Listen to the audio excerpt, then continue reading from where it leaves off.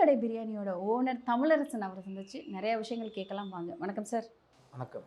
நடுவில் வந்து ஒரு மாதிரி பதற காரில் நீங்கள் வந்துட்டு கத்திட்டு வந்தீங்க. என் லைஃபே போச்சு அப்படிங்கிற மாதிரி, நான் நிறைய இழந்துட்டேன், நிறைய ஏமாந்துட்டேன் அப்படிங்கிற மாதிரியும், என்னை ஏமாற்றிட்டாங்க என்னை சுற்றி இருக்கிறவங்க, என்னால் தாங்க முடியல அப்படிங்கிற மாதிரி நீங்கள் கலங்கி அழுத ஒரு வீடியோ பார்த்தோம். அதை பற்றி கேட்க தான் வந்திருக்கோம். என்ன நடந்தது, என்ன என்ன ஆச்சு? அப்புக்கடை அப்படின்னு சொன்னாலே வந்துட்டு அப்புக்கடை பிரியாணி எப்போ பார்த்தாலும் எந்த வீடியோனாலும் ஏதாவது ஒரு பிரச்சனைகளில் வருது. என்னதான் ஆச்சு லைஃப்பில்? பிரச்சனைன்றது வந்து நான் இந்த அப்பு கடையில் என்றைக்கு கையை வச்சனோ அன்னிலேருந்து இன்ன வரைக்கும் பிரச்சனை மட்டுமே தான். அதை ஃபேஸ் பண்ணுறது தான் நம்ம ஓடிட்டு இருக்கோம் கண்டி. பிரியாணியை கரெக்டாக கான்சன்ட்ரேஷன் பண்ணி பண்ண முடியுமான்னு கேட்டால் அதுலேயும் ஒரு பிரச்சனை கொடுக்குறாங்க மாஸ்டர்ஸ். எனி டைம் பிரச்சனை மட்டும்தான் அப்பு கடை பிரியாணி. மேபி நான் இருந்த இடமும் என்னோடய பேக்ரவுண்டோ மேபி இதுக்கு எல்லாமே காரணன்றதும் நான் நினைக்கிறேன். கதறி அழுதுக்கு காரணம் என்னென்னா, நானும் மனுஷன் தானே, எவ்வளோங்க ஒரு அடி வாங்குறது, அடி மேலே பட்டுகிட்டே இருக்கேன். ஃபஸ்ட்டு லைஃப்லேயும் வந்து ஒரு 2 குழந்தைங்க இருக்கணும், எவ்வளோ கெஞ்சுறேன்.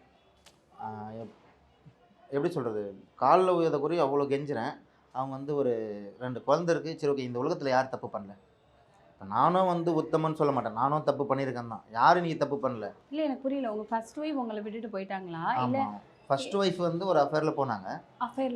போகிறாங்க. நானும் அது கெஞ்சிறேன், சரி வாப்பா ஒன்றும் பிரச்சனை. உங்களுக்கு அந்த அஃபேர் தெரிஞ்சிருச்சு. போய் நேராக கேட்டிங்களா? வாங்க கேட்டு சண்டை ஆகிட்டு அவங்க வீட்டில் இருந்தாங்க. அவங்க வீட்டில் போய் கெஞ்சிறேன். என்ன கெஞ்சிறேன்னா, நீ நம்ம வீட்டில் இருந்து கூட நான் திட்டணும் அடிக்கணும் சண்டை போடுறோமோ பிரச்சனை இல்லை, நீ உங்கள் வீட்டில் போய் அசிங்கப்படாத, உங்கள் அண்ணங்கிட்டையும் உங்கள் அண்ணிக்கிட்டையும் உங்கள் அம்மாக்கிட்ட அசிங்கப்படாதன்னு சொன்னேன். அந்த மாதிரி இன்றைக்கி வந்து சண்டை வந்து 1 வாரமாக ஹாஸ்டலில் இருக்காங்க. எனக்கு மனசு கேட்கறது திருப்பியும் கூப்பிட்றேன், வா பார்த்துக்கலான்றேன். ஆனால் அவங்க ஹாஸ்டலில் தான் இருக்காங்க. அவங்க வீட்டிலேருந்து இப்போ இருக்காங்க. அதுக்கப்புறம் சரி ஓகே, ஏதாவது நகை வச்சுருக்காங்க, அதை வச்சு மேலே வீடு, அவங்க வீட்டு மேலே வீடு கட்டி அங்கேயாச்சும் போக, நீ வாடகைலாம் போகக்கூடாது, ஹாஸ்டலில் இருக்கக்கூடாது, என்ன அசிங்கம் பார்த்துட்டு இருக்க அப்படின்னு கேட்டு அங்கே இருக்காங்க. அது ஒன்று மனசு வலியா. அது ஆல்ரெடி ஃபஸ்ட்டு ஒய்ஃப் தாங்க இன்றைக்கி அப்பு கடைக்கு இவ்வளோ தூரம் வளர்ந்தது காரணம். அவங்களே இல்லைன்னும் போது நம்ம மனசு வந்து ரொம்ப உடஞ்சிட்டோம். இல்லை, நீங்கள் இப்போ பிரியாணி ஸ்டார்ட் பண்ணுறேன் அப்படிங்கும் போதெல்லாம் அவங்க உங்கள் கூட இருந்தாங்களா? கூட இருந்தாங்க, மோட்டிவேஷனாக இருந்தாங்க. எனக்கு வந்து எப்படி சொல்கிறது, மோனிஷா அப்படின்னா எனக்கு லைஃப்பில் ஒரு உயிர் கொடுத்த ஒரு பொண்ணு. நிறைய பேர் வந்து லவ் பண்ணாத கல்யாணம் பண்ண சொல்லுவாங்க. கண்டிப்பாக லவ் பண்ணணும், கண்டிப்பாக கல்யாணம் பண்ணணும். அது ஒரு பியூட்டிஃபுல். லவ்வால் தான் இன்றைக்கி அப்பு கடை பிரியாணி வளர்ந்தது. அந்த கல்யாணத்தினால தான் எனக்கு அப்பு கடை பிரியாணி வளர்ந்தது. நிறைய பேர் அடிப்பட்டவங்க, நான் திருப்பியும் சொல்கிறேன், எனக்கு ஆப்பர்ச்சுனிட்டி இருந்தால் நான் கண்டிப்பாக கல்யாணம் பண்ணுவேன். 3வது கல்யாணம் பண்ணுவேன். 2 தடவை வாங்கின அடிகள்லாம் பயங்கரமான அடிகள். அந்த மாதிரி கமெண்ட்ஸ்லையும் சொல்லுவாங்க, எல்லாம் சொல்லுவாங்க. இப்போ சொல்கிறேன்ல, இவன் திருந்தலாமான்னு சொல்லுவாங்க, பரவாயில்ல.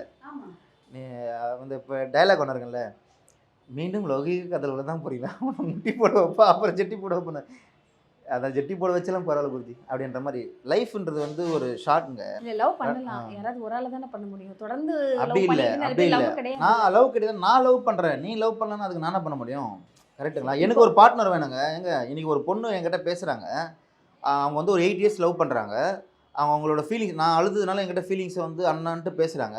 எனக்கு உடம்பு சரியில்லைண்ணா, எனக்கு கல்யாணம் பண்ணணும்னு தோணுதுண்ணா அப்படின்றாங்க. கண்டிப்பாக பண்ணுமா, நான் ஒரு பையனை பார்த்து கல்யாணம் பண்ண வைக்கிறேன், இல்லைனா அவங்களே கூட போய் பண்ணுமா அப்படின்னு சொல்கிறேன் நான். ஏன்னா லைஃப்பில் வந்து ஒரு துணை தேவை. நீ தனியாக இருக்கும்போது தான் உங்களுக்கு தெரியும், அம்மா அப்பா கூட இருக்கும்போது தெரியாது. இன்றைக்கி 2 பேரும் அவங்க அம்மா இருக்காங்க, அவங்களுக்கு அவங்க அம்மா அப்பா இருக்காங்க, 2 பேருக்கும் அவங்களுக்கு தெரியாது. இவங்க 2 பேர் இல்லாத போது தனியாக ஒரு ட்ராவல் பண்ணும்போது தான் தெரியும் அதோட வலி.